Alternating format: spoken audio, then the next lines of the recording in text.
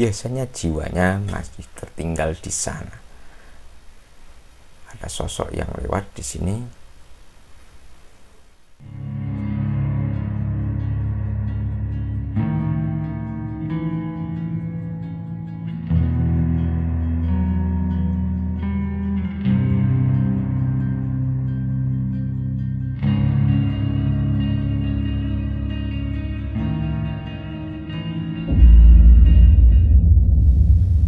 Jumpa kembali di channel Irasional. Sebenarnya jauh dari hingar-bingar spiritual seperti saat ini, suku Jawa telah mengenal tradisi spiritual atau boneka arwah, yakni dikenal dengan nama Nini Tawong atau Nini Tawong. Sejak zaman Keraton Mataram berdiri, karya ini sebenarnya sudah ada. Kisahnya bermula saat Panembahan Senopati seusai bertapa di sebuah tempuran Sungai Opak dan Sungai Oyo. Saat itu ia beristirahat di desa yang bernama Pundong. Ia menyamar menjadi seorang peminta-minta, dan secara kebetulan ada segerombol anak-anak yang sedang memainkan sebuah boneka. Di bulan purnama yang cukup cerah, Panembahan Senopati meminta minuman kepada anak-anak yang sedang bermain tersebut. Tetapi ketika ia minta, ia tidak diberi minuman.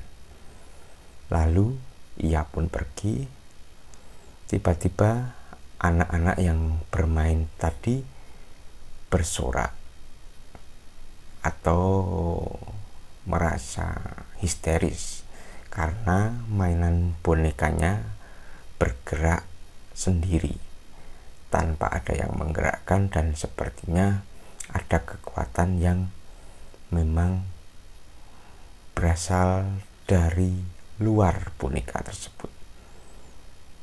Dan boneka itu terus bergerak dan berayun-ayun mengikuti perjalanan Panembahan Senopati menuju ke tepi sungai.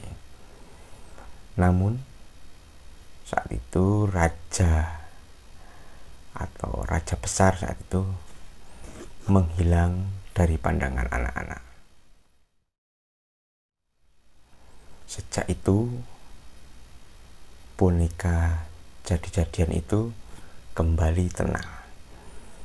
Dari waktu ke waktu, setiap akan bermain boneka, anak-anak kini lebih menjadi berhati-hati, terutama ketika memainkan boneka pada malam hari. Apalagi anak-anak selalu menceritakan kejadian yang baru saja mereka alami. Orang tua mereka justru merespon negatif dengan ucapan, "Engko nek kowe tulanan boneka digondol nini-nini," atau "kamu kalau main boneka nanti kamu akan diculik oleh seorang nini-nini atau orang nenek-nenek atau seorang wanita yang sudah dewasa." Dalih orang tua tersebut agar anak-anak merasa takut untuk bermain boneka yang disebut Nini Tawong di malam hari. Nah, awalnya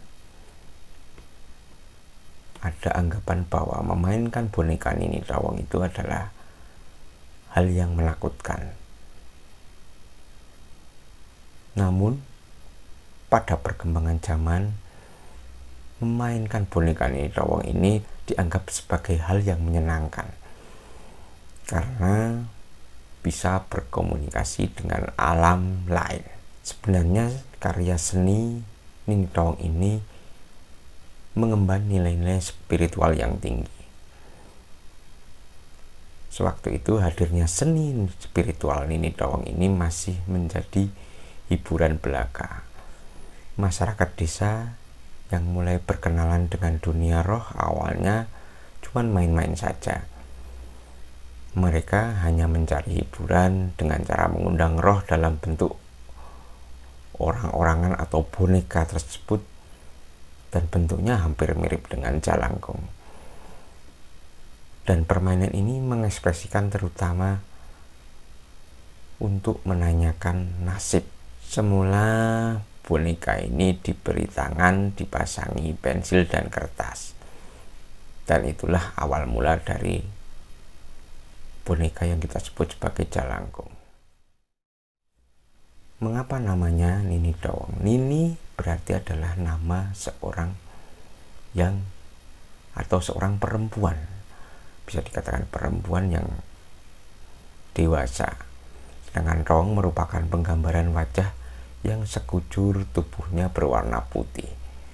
Uniknya untuk memainkan boneka ini dibawa ke kuburan atau di tempat yang angker atau di bawah pohon. Kemudian dilakukan sebuah ritual. Biasanya akan disiapkan sebuah sesaji. Sampai di kuburan dilakukan pembakaran kemenyan dan pembacaan mantra. Setelah terisi dengan roh, Nini Dawang akan digendong menuju ke tempat pementasan dengan iringan lagu seperti gamelan. Mulanya sesaji biasanya berupa kembang, minyak wangi, kemenyan, logam, bisa dikatakan uang logam, pisang raja akan disiapkan untuk dibacakan oleh orang pintar. Setelah ritual untuk memasukkan roh, anak-anak diajak bermain.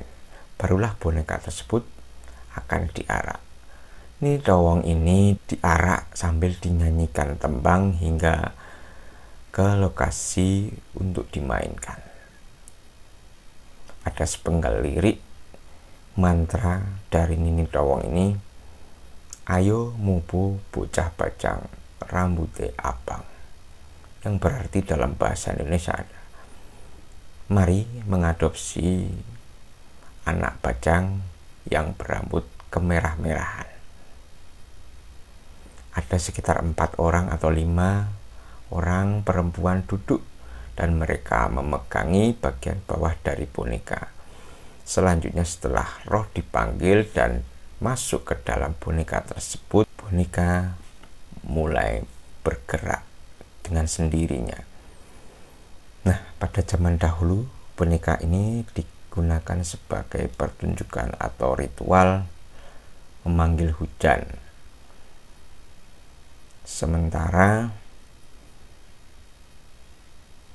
permainan ini dikatakan sebagai hal yang sosial namun magis, yang mempercayai bahwa permainan ini dapat mengusir penyakit, memanggil hujan, mencari barang hilang, dan satu lagi adalah pesugihan. Nini Dawang adalah permainan yang dibuat dari siwur. Jadi boneka ini bukan boneka spidol seperti saat ini yang memang bentuknya memang bagus atau sudah bikinan pabrik dari karet atau dari silikon, tapi boneka Nini Dawang ini terbuat dari siwur, yaitu gayung air yang terbuat dari tempurung bertangkai panjang, dan siwur seolah-olah dibuat sebagai adalah kepalanya, kemudian badannya dibuat dari icir atau bubu alat perangkap ikan. Siwur tadi dihias seperti wajah anak perempuan dan badannya pun dihiasi dengan baju wanita, selendang selayaknya kebaya dan stagen, ikat pinggang, dan juga selendang. Nah, itu fenomena dari Jawa mengenai spidol. Jadi untuk kami fenomena spidol ini bukan fenomena yang baru, karena suku Jawa telah mengenal spidol sejak lama. Nah, terserah Anda menyikapi mengenai fenomena ini, karena fenomena ini bisa dikatakan sebagai bagian dari perkembangan manusia dan bisa dijadikan sebagai mungkin hobi, asal tidak melibatkan misalnya roh ini dalam kehidupan sehari-hari seperti meminta pesugihan. Nah, ini tadi ada yang meminta pesugihan, nah itu akan terjadi ikatan. Biasanya roh itu juga akan, atau arwah itu akan juga meminta imbalan, misalnya dari darah, atau mungkin bisa nyawa yang orang yang memintanya, atau memang menginginkan nyawa dari orang yang disayangi. Nah itu kalau cuman memelihara atau mengadopsi itu tidak apa-apa. Jadi tidak memberi makan, atau misalnya memberi makan atau memberi mantra-mantra dan minta sesuatu. Jadi dibiarkan saja, misalnya ditaruh, dibersihkan, itu tidak apa-apa sebenarnya, asal tidak ada ketergantungan antara jiwa si pemilik dan spirit yang ada di dalam. Kalau ditanya mengenai apa yang ada di dalamnya, sebenarnya bisa jadi yang di dalam itu jin anak-anak, bisa jadi jin. Kalau arwah, karena arwah ini kan sosok orang yang sudah meninggal dan biasanya masih memiliki ikatan dengan dunia, dimana orang ini misalnya orang yang bunuh diri atau orang yang kecelakaan dan masih merasa bahwa ia memiliki kepentingan di dunia ini, biasanya jiwanya masih tertinggal di sana. Ada sosok yang lewat di sini,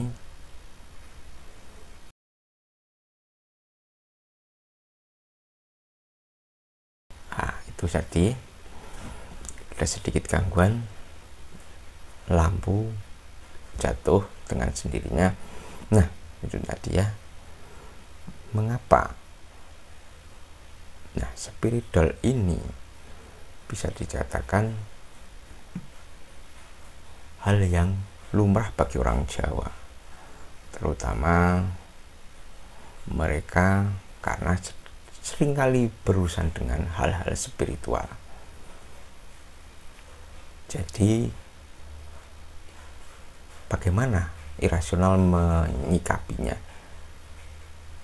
Itu adalah hal yang biasa, atau asal tidak ada keterikatan antara jiwa pemiliknya dengan spirit yang ada di dalamnya.